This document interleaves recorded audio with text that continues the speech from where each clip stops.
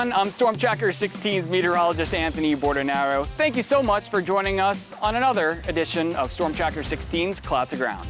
With GoJo 29 starting this week, of course, we are keeping a watchful eye on the weather, and we hope to see you on the road. The full week ends with the telethon. Our own Ali Gallo has the type of weather we have experienced on previous telethons. Here's Ali.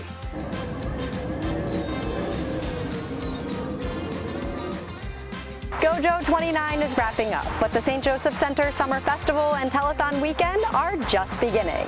Sister Mary Alice has been involved with the festival since the 90s, starting as a volunteer. This week, I had a chat with her about some of her more memorable festival weekends and about how some way, somehow, the weather always plays a role in St. Joe's biggest fundraiser of the year. You know, end of July always brings a variety of weather. So of course we know the temperatures are going to be greater than 80. There have been years when we do need to put a sweater on beginning and end of the day, but mostly it's extreme heat. And of course you're on Blacktop, where the summer festival is held now on the grounds of Marywood University with the tents, so it's pretty intense. You have cooking food and things. Severe weather stories, I could remember a time when we were setting up that the bounce house was twirling in the wind and it actually slammed up against a fence. So we don't have a bounce house anymore for that reason, for great concern. One year at about maybe a half hour before it was time to draw the chances on a Sunday night, we had severe weather and we actually evacuated into the gym of Marywood University, which they graciously allow us to use the campus and to use the facilities. And then there was a telethon year on Saturday. It is a gathering on Saturday of the IHM congregation. So we were attending the meeting and it started to rain. And that particular Saturday, it never stopped raining. And so we quickly moved the telethon. We had the telethon, but we canceled the summer festival, so there was no festival. And we did go ahead with the telethon, but that was just a really weird feeling because people were answering the phones. It was safe to do so, but the whole grounds, it was empty. That was in 2016. This week, 10 years ago. It was the first and only time the festival was canceled because of rain. And it wasn't just rain. It was flash flooding rain. Many neighborhoods surrounding Marywood University's campus were underwater, homes were damaged, and streets were closed. This was Greenridge Street on that day in 2016, so many festival volunteers couldn't even get to Marywood's campus. One longtime St. Joe's employee says she remembers the day like it was yesterday. She says she cried thinking the telethon wouldn't happen, and that WNEP's audio engineer assured her it would. He was right. He got the telethon on the air that year.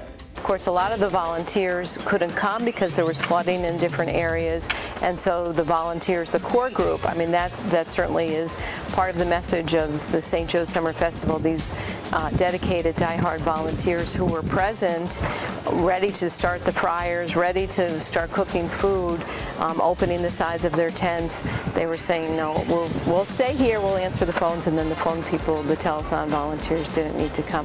We spend a lot of time at the Summer Festival rolling the sides up and down. So we see bad weather, heavy winds, the sides of the tents come down, it gets hot, people are saying please put them up. So yeah, we've endured a lot of different, as you know, the weather in northeastern Pennsylvania for summer can be unpredictable.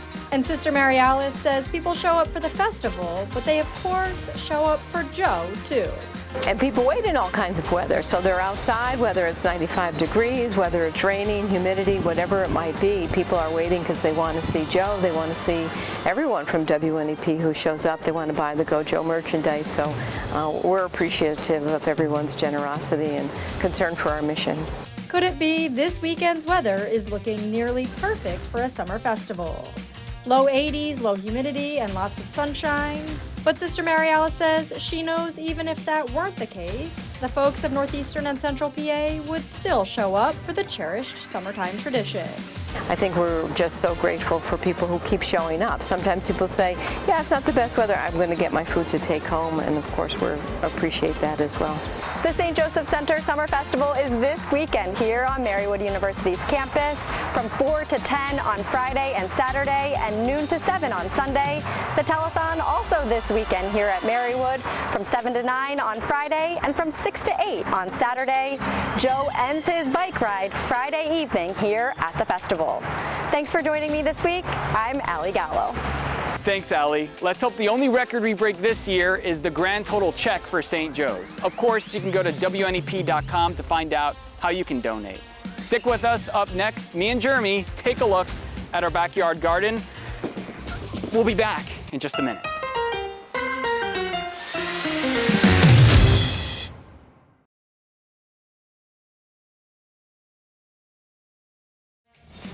Welcome back to Cloud to Ground. I'm Anthony Bordenaro. Here at Mellow Park, not that bad of a scenery here. Well, we are gonna find out how much of a green thumb we have here at Newswatch 16. Jeremy and I do that when the stars align.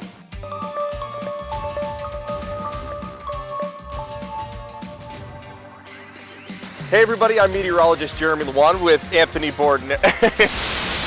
Welcome back to another episode of When the Stars Align. I'm meteorologist Jeremy Lewan. And I'm Anthony Bordenaro. And we are here at the backyard garden with a few different things to pick and to show off. I'm so excited because it doesn't feel like that long ago when we started the garden, and now we're seeing the fruits of our labor. Yeah, already. Just over a month after we started planting, and many of our plants are either 1, 2, or 3 feet tall right here in our backyard raised bed. And wait until I show you the Rapunzel tomatoes. That's going to be really, really tall when it's all said and done. Very excited for it. All right, so first up, what we're gonna do here, Anthony, is pick some beans. And we got 3 different types. 3? 3. Let's get into it. All right, Anthony, these are the Blue Lake bush beans, and boy, do we have a lot of them. So I'll pick them off camera, but we are really seeing quite a lot of vegetables coming from our bean stalks, which is exciting. And we gotta pick things quickly out here because we don't wanna spend too much time out in the backyard, unfortunately. I know this is normally our sanctuary, but yes, there is wildfire smoke out here and the air quality index is really struggling. So we'll get into how that affects the beans and the other plants too later on in this segment. So I'll keep picking here and then show you the next beans in just a second. Now, Jeremy, how do we know that these are ready to pick? Just a good question. You want to look for a nice long bean. A lot of the time they'll be straight like this, but sometimes they're a little curved.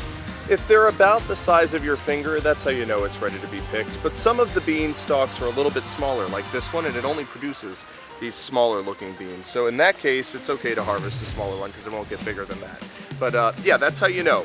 You want to look for a nice bean about the size of your finger, plump. It doesn't look dehydrated, because if you leave it too long on the stalk, it can start to get dehydrated and then taste more fibrous instead of juicy, like you like a good bean. Anthony, these are the yellow beans. You can see already how they have a different color compared to the green ones. They're very pretty, and they're also doing a great job of coming out. We love to see that all of the beans are doing well. These will keep on producing, right, throughout That's right, yeah, they'll keep producing as we go throughout the rest of the summer season. You want to get the beans that are mature off so that the plant can keep producing more beans. If you leave them on, then it's putting all of its energy into the fruit of this bean instead of creating new ones.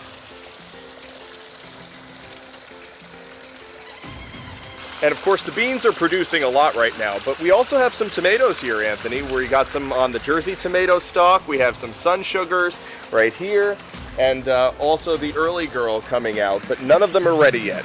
When they're green, they're still not ready to be picked unless you like fried green tomatoes. We're waiting for them to turn red, and that should happen within another 2 weeks. Last but certainly not least, we have the Purple Queen beans, and these are my favorites actually because they're just so pretty. Now, Melissa Steininger came out here and harvested quite a few of them, so I'm not sure if we have any others besides that one to be able to take here, Anthony. So yeah, looks like the rest of the Purple Queen beans are gone. Oh, here's one additional one. But aren't they pretty? Look at that color. Yeah. Almost forgot the strawberries. Oh, then I had my, You were the one who ate the very first one here in the backyard. But you know, Anthony, the strawberries have never produced this many ever. Look at this. Wow. 6 strawberries. Yeah, that's all we got. 6 is more than 1. 6 is definitely more than 1. Something really cool here in the backyard garden are these Rapunzel tomatoes. Now, Jerry at Jerry's for All Seasons told me that his plant grew 7 feet tall. Now, we've had these in the ground for only 1 month, and they are already 40 inches tall. So we're approaching 4 feet. We're about 3.5 feet at this point on the Rapunzel tomatoes. You notice all of the flowers here on the tomato plant, the branch itself. What it does is produces a whole line of tomatoes, almost like Rapunzel letting down its hair. So that's exciting to see. All the flowers will turn into tomatoes at some point, and that'll probably happen at some point in August, and we'll be sure to provide you updates. But let's get back inside because the smoke is getting thick out here. We want to tell you how it affects the plants that might be in your backyard too. So Jeremy, we're now inside, we're in our break room, and I think it's so funny because right to our left, and we'll have the video here, we have cupcakes and donuts. Cookies. Yeah. Right next to the most healthy beans ever grown. Yeah. But there is one strawberry on a cupcake that we have. True.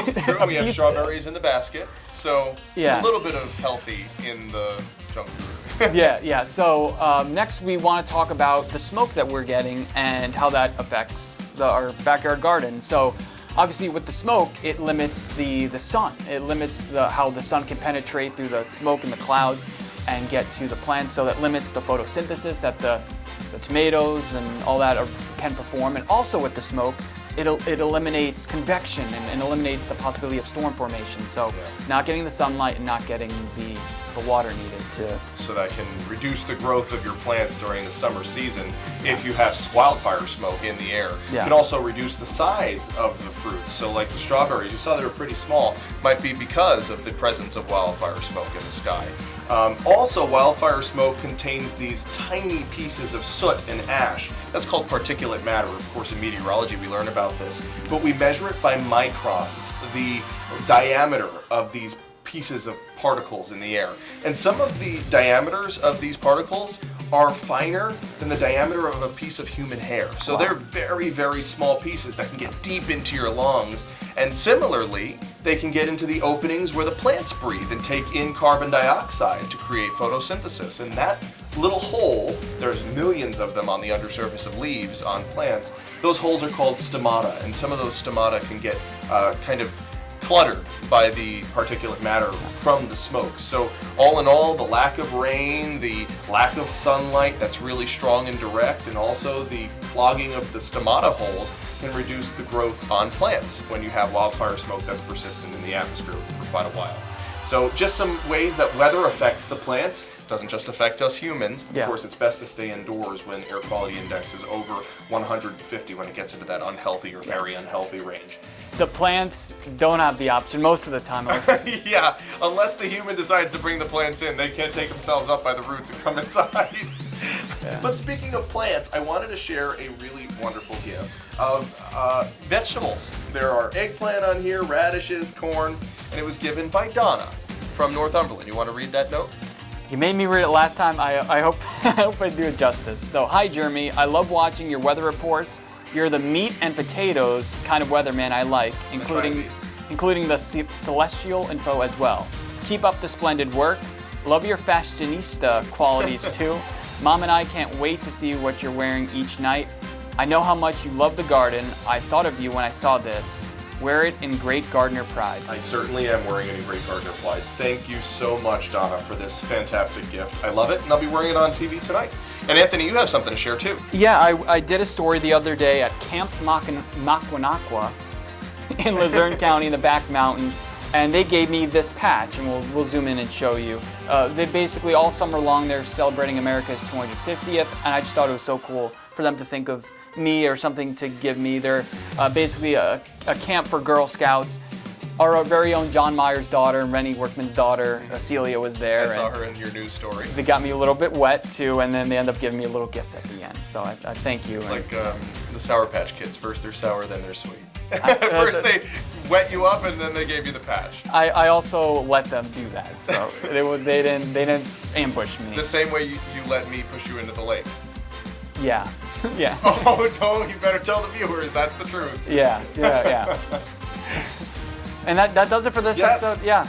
Thank you so much for joining us once again here on The Plus. We love spending time with you, and I love Anthony's segment here that he came up with when the stars align. When our schedules align, we're able to do this segment with you. Donna, thanks for the tie, and thanks to those at Camp Macanaqua for this patch. We'll see you next time.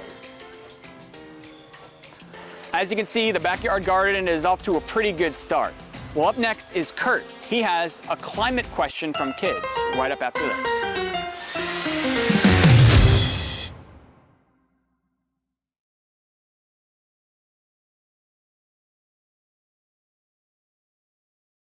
Welcome back to Cloud to Ground. I'm Anthony Bordenaro. Well, we have a great question coming from kids as Kurt calls class to order.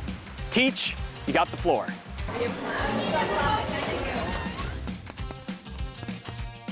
Hi, I'm Chief Meteorologist Kurt Aaron. Welcome back to science class, and we have another question, and this one involving climate change. How do you guys learn about the climate change? That's a great question because you know what? The temperatures are warming around the entire globe. Check this out. Got this for you.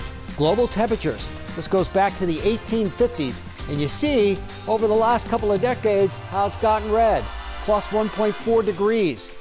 How do we know this? Because we have really cool scientists that explore things like drilling down in the Antarctic. I'm going to show you what I'm talking about. Check this out. Have you ever been to the Antarctic, the South Pole? Well, there were scientists. As a matter of fact, several countries got together with their leading scientists, and they actually drilled down through a place called Lake Vostok. This is Lake Vostok's ice core sample drilling. And what they did was, you were asking how we know about climate change? They drilled down over 2 miles and gathered all of this data from this tube. Now, what's in that data? All kinds of biological stuff. It tells them what temperatures were like. And they were able to go down, by drilling down over 2 miles, 400,000 years of data. And what did that data reveal? Well, the data revealed that whenever there's an increase in CO2, there's also an increase in temperatures. See this? So your temperature is in the blue. Notice carbons are up, temperature's up. Carbons drop, temperature drops. See that? But here's the interesting thing, is this data shows it's not just man-made. This, during volcanic eras, you can see the Earth has gone down, up, down, up, down, up, down, and now we're back into that phase of going up. So it shows a pattern here. It shows a pattern that the Earth is going through cycles, and it goes back 400,000 years. Now, we know for a fact carbon drives up temperatures. So the gas cars and stuff that we're using absolutely is driving up temperatures, but it's not just man that is creating the issue. As you can see, we've had periods where carbon has been very high. And by the way, if you're wondering what they look like, there they are. Those are the actual Vostok ice core sample containers that they measured this from. So, lesson learned. We know carbon will in fact increase the temperature. We know man's footprint in that, carbon helps increase the temperature. But what we don't know is all the other periods, how that carbon increased, because man was not here. We had volcanic eruptions and we had other things, but some of this we're still learning. So, I hope you learned something today. If you get a chance, Google Lake Vostok ice core samples and check it out for yourself. I'm Chief Meteorologist Kurt Aaron. Have a wonderful day. Class dismissed. As always, the kids bring it with the great questions. Thanks as always. Well, we're going to give our very own Joe Snedeker the last word. We'll be right back on this edition of Stormtracker 16 Cloud to Ground.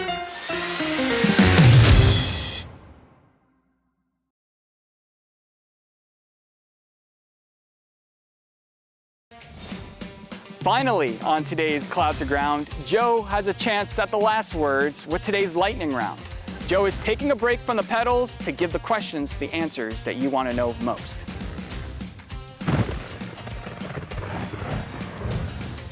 All right, folks, welcome to another edition of Cloud to Ground Lightning Edition! Lightning edition! Do you know what that means? I don't. Well, it's the lightning round where I answer viewer questions. Okay. So remember, folks, if you have a question, email it. We have fun with this. Weather at WNEP.com. It's only as good as they make it. But you make it great. Well, you see what I get from this guy? I love it. All right, so this question I thought I'd use a big official news guy here because I don't know the answer to, and I don't think you're going to either. Keeping me humble, John.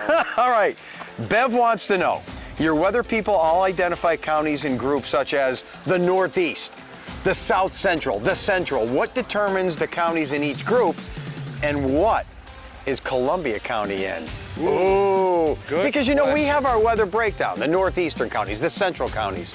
Is there on a map an official end to this county, beginning to that county? I'm gonna say no. It's just kind of what we informally group the Northeast. I think of Scranton North as the Northeast. What do you think? So for me, because I mainly work out of like Lackawanna County, Right. as soon as I cross into Susquehanna County, that's like entering the northern tier. You're in my right, eyes. you're right. But then going out towards like Wayne, Pike area, that's that's what I see northeast. as like the western a little bit. You're getting a little. No, Wayne and Pike, you're talking east, No, I'm northeast. talking eastern. Yeah. So that's our eastern section. Yeah. And then out west is like Center County, those kind of spaces. Columbia County, but Columbia that Columbia County- County is like, yeah. That's more southern tier, in my opinion, because it's right around Schuylkill, Montour. That's why this is interesting. There is no official designation. Right. It's But- kind of you're up for your own interpretation. It is. Professionally. Yeah, but so when we make the weather breakdown northeast, south central, it has a little bit to do with elevation. We think of the Pocono Plateau, Right. elevated area, generally over 1,600 feet east of Scranton, but some people put like Jim Thorpe in the Poconos, some people put Mount Cobb in the Poconos, others don't. It's all loose. There's no official designation for this stuff. No, but I think that's the fun of it all. You can That is. create your own spaces every once in a while. All right, the next one is all opinion based. Are you ready for this one? I'm excited for this one. We just had a heat wave. Which do you people prefer, a heat wave or a cold snap? She says this, would you rather, I want your opinion on this, 5 days of 98 degrees or 5 days under 10 degrees? Ooh, 5 days of 98 or above. Give me the heat. Yes, Give me the yes, heat. yes, I win body work on the camera. She loves winter, she loves skiing, she's saying no. Here's how I can settle that really quickly. Would you be able to stand outside for say 2-3 hours in 98 degrees for 5 days in a row? Yeah, I think so. try that. 5 that under 10. You'd be dead in an hour or two. At least. Yeah, so those people claim to like the cold, they're liars. It kills. I can hang out here in 90 degrees easily, right? A little water jug next Little to you, water jug. jet hanging out. If it were 10 below zero and we were naked, we'd be dead. we would be. That's a disturbing thought. I had to pause for a second. All right. Keep the questions coming, some fun, some scientific, some dealing with the official guy here with designations. Weather at WNEP.com. Oh, and we'll have some fun with it. Thanks, Joe, for the explanation, and thanks for putting one pedal in front of another all week for the kids at St. Joseph Center. We're rooting for you all the way. Please go to WNEP.com to donate if you can. We hope you had some fun and maybe even learned a thing or two with us. We'll see you next week.